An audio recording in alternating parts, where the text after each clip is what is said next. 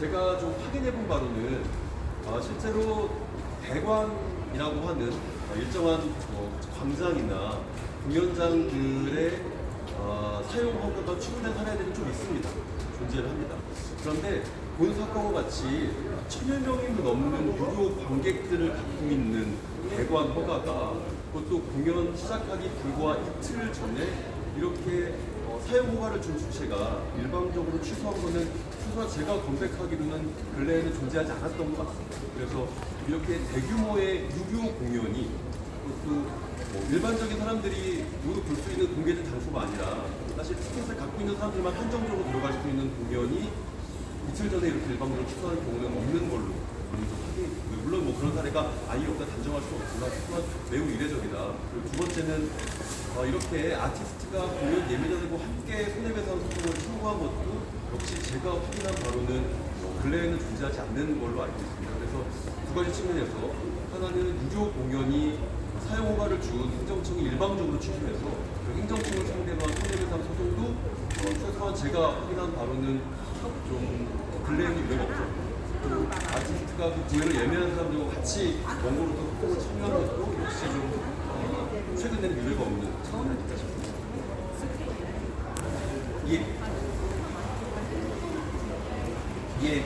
질문 잘 해주시고요.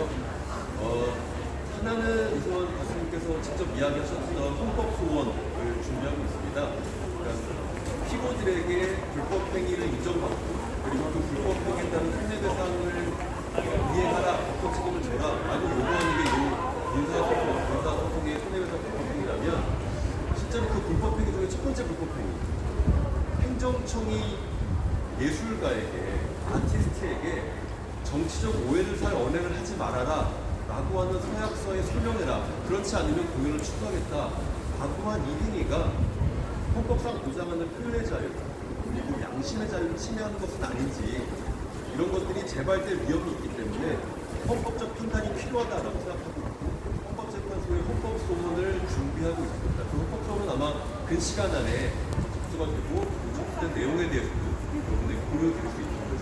그리고 고려자를 마지막에 보시면 이거 안타까운 일인데요. 사실 공의 공연이 일방적으로 취소된 이후에 아시는 것처럼 이승환 가수님, 이승환 씨를 둘러싼 많은 논쟁들 비판들, 더 나아가서 비난과 허위사실 적시에 의한 명예훼손, 모욕들이 굉장히 증가하고 있는 게 사실입니다. 그래서 기본적으로 이승환 가수님은 표현의 자유에 대한 지지와 표현의 자유가 지켜져야 된다라고 하는 원칙을 갖고 있지만 허위사실에 대한 명예훼손 이렇게 좀 증가하고 있는 상황에서는 일정한 법적 조치도 필요하지 않을까 고민들을 좀 하고 계시고요. 그래서 일단은 그렇다고 해서 형사상의 고소를 하는 것들은 표현의 자유에 대한 또 위축을 가져올 수 있기 때문에 민사상의 손해배상 소송 정도에 대한 검토를 진행하고 있고 또 그러한 검토에 대한 예비 단계로서의 증거를 수집하고 있다는 것은 일관되게 말씀드릴 수 있을 것 같습니다. 구미시에서는 시대와의 충돌로 인해서 안전상으로 취소했다고 합니다. 여기에 대한 입장을 말씀해 주십시오. 이 사건 소송에서 중요한 쟁점이 바로 그것입니다. 그러니까 지금 구미시 같은 경우는 표현의 자유 중요하지만 안전상의 위협이 있었다. 안전상의 위협이 있었는데 어떻게 표현의 자유만을 이야기할 수 있느냐인데 사실 과연 안전상의 위협이 존재하였는지가 이 사건에서 중요한 쟁점 중 하나입니다. 구미시가 이야기하는 안전상의 위협은 세 가지로 정리할 수 있습니다. 2024년 12월 19일에 집회가 한 번 있었다. 2024년 12월 20일에 집회가 또 한 번 있었다. 그리고 25일에 집회가 예정되어 있었다. 근데 가장 마지막 부분은 아직 이루어지지 않는 집회죠. 그럼 최소한 앞에 두 개의 집회에 얼마나 많은 사람들이 모였고 그게 구미시라고 하는 공공기관이 행정력으로 감당할 수 없는 수니까 라고 했는데 제가 이 사건 소장을 준비하면서 2019년에 일어난 집회의 내용과 규모에 대해서 확인할 수 있었습니다. 이게 지금 인터넷에서 확인할 수 있는 하나는 머니투데이 기사에서 확인할 수 있는 2019년 구미시청 앞에서 벌어졌던 집회의 모습이고요.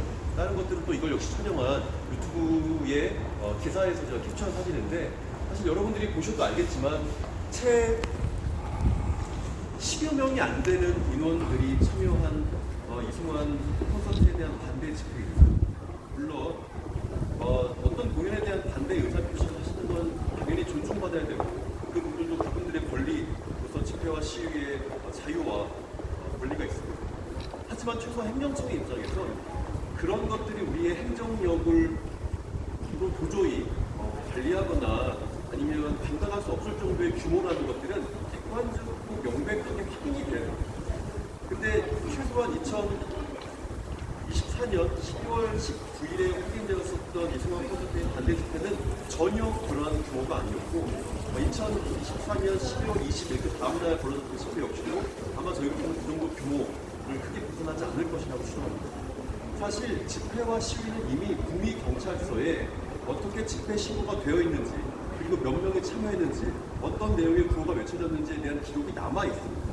또 25일 날의 집회 역시도 집회 신고와 집회 주최자 측에 대한 기록이 있기 때문에 우리는 소송에서 그런 것들을 사실 조회를 통해서 회신을 받아 과연 얼만큼의 현존하고 명백한 위협이 있었는지 그리고 그 위협이 구미시의 행정력을 현저하게 벗어나 있어서 정말로 1,000명이 넘는 사람들이 이미 유료로 예매했던 공연을 취소하지 않고서는 그 위협을 통제할 수 있는 방안이 없었는지 아니면 다른 안전을 위한 조치를 취하려고 계획을 세웠는지 그 계획이 실제로 집행이 되었는지를 하나하나 다 확인할 예정입니다.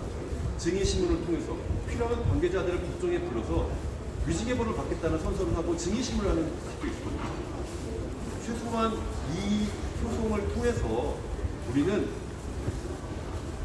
어떠한 공연과 표현이 존재하고 그리고 그 표현과 공연에 대해서 반대하는 사람들이 있다면 행정기관은 국가와 지방자치단체는 이 두 가지를 어떻게 조화롭게 공존하고 이 두 가지를 어떻게 다 보장할 수 있을지에 대한 고민을 어느 정도까지 해야 되는지에 대한 기준을 확인받으려고 합니다.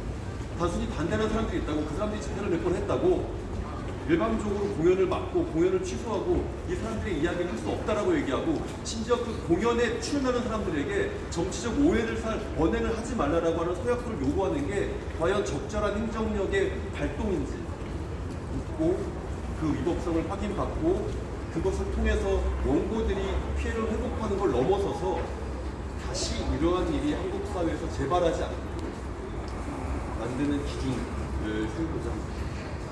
예, 다른 질문 있으시면 해주시죠.